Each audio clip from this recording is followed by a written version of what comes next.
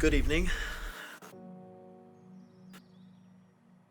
In a world where movies and magic don't always make great TV, 2015's The Lobster stands out against modern cookie-cutter films that plague the modern era of cinema. Through its use of originality and owning its absurd yet grounded style, it's able to give a pretty humorous spin to some very heavy ideas.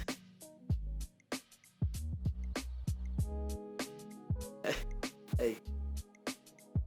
Directed by Yorgos Lanthimos, the film takes place in a dystopian society where if you don't find a pretty lady to date with and mate with, you will be changed to an animal. But you get to say which. You cannot masturbate, but you can make sex, and you get paid in more days that you could stay if you actuate the escaped bait to conjugate and be changed into a great snake. We follow Dave, a man whose wife left him for another man. We've all been there, huh?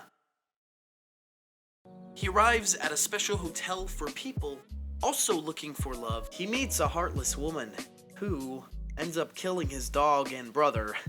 Women, am I right? And then he turns her into an animal and escapes the hotel. Man, I wish I'd done that.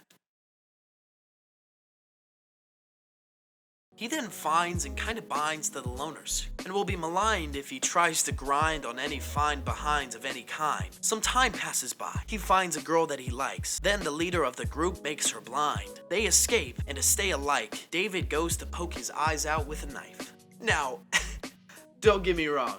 Alright, this movie plays with some pretty wild and wacky ideas. The first of those ideas being just how big the push for relationships is inside of our society. If you don't have a boyfriend or a girlfriend, then oftentimes you are cast out. Not only that, the rise of social media. Also, like, I don't know, 99% of TV and movies in some way have to do with two people falling in love. Okay, here's the second large idea. Being pressured to do something or feel some way can lead to a larger sense of apathy. This theme is present throughout the whole movie. The lifelessness which with the characters speak, as well as the fact that nobody really refers to the other with their actual name, it just leads to a large sense of apathy. The next big thing that will make you think with your brain. The opposite end of an extreme is just as bad as the latter. It's made clear through the dichotomy of the two environments that David is in, right? At first, there's the government, at the hotel, and then there's the loners in the forest. Both are equally absurd and equally awful, even though they're at opposite ends of the spectrum. Take the ends, find that healthy middle, because neither one is good. But is life good? I don't think so. Grow up, Tommy. The characters. We start with the three-dimensional character, David. He's who we're kind of following through this whole thing. At first, he's just wanting to stick along with what everybody else says. He's then like, you know what? I want to do what I want. And what I want is to love this short-sighted woman and stab my eyes out with a knife. Next, two-dimensional characters. Our first two-dimensional character is the dog. Why the dog? I don't know. The second two-dimensional character I chose was the short-sighted woman. She kind of exists throughout the whole story as a narrator. Now we get on to the one-dimensional characters. Wow, how many dimensions are there? Probably 10. Science doesn't really know.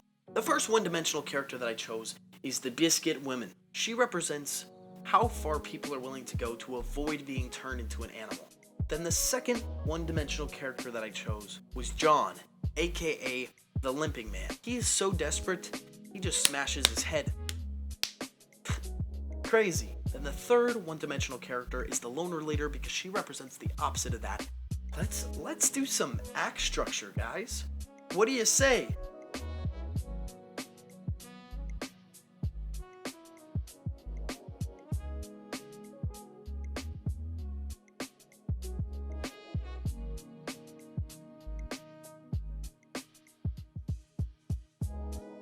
I can't hear you.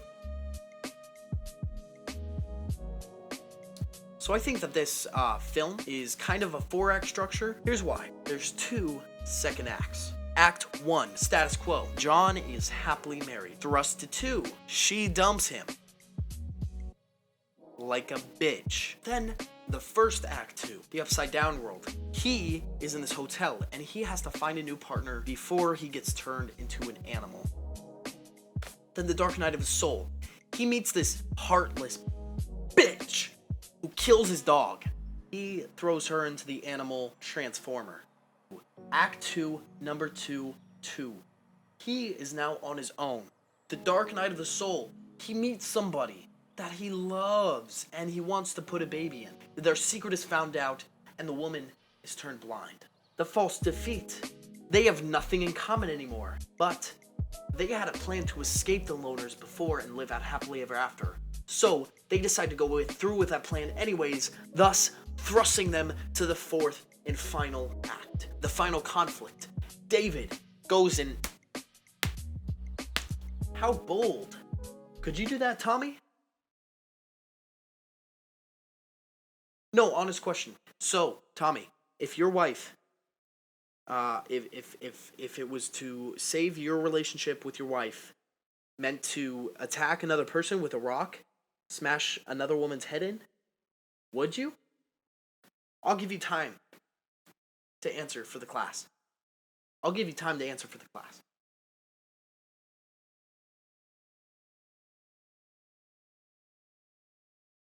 Wow. I can't say that that would be the best thing for you.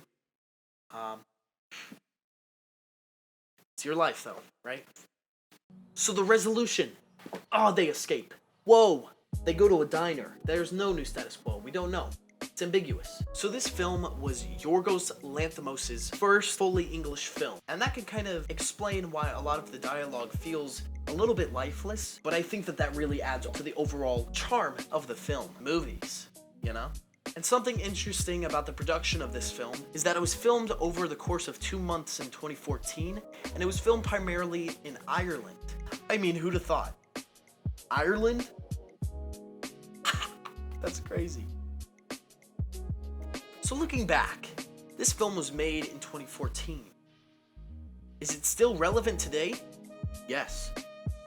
We are just as opinionated now as we were then. If they don't think the same way, then why should they even be alive, right? That's the world that we live in today. I don't make the rules. I just follow them.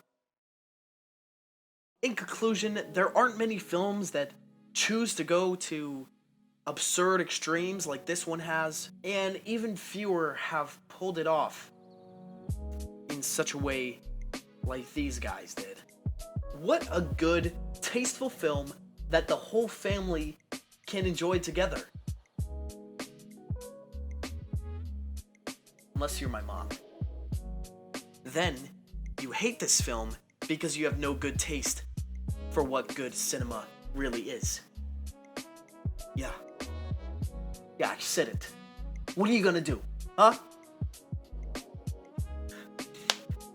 So really, in conclusion, movie.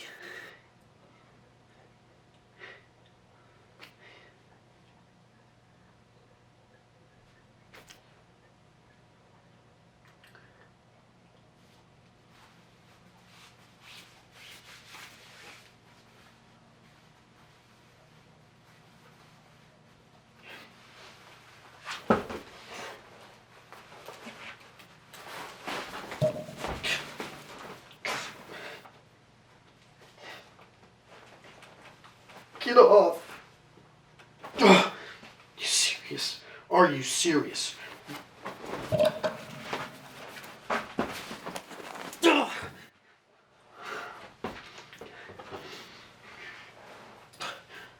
Hey guys, welcome back to another episode of Fortnite.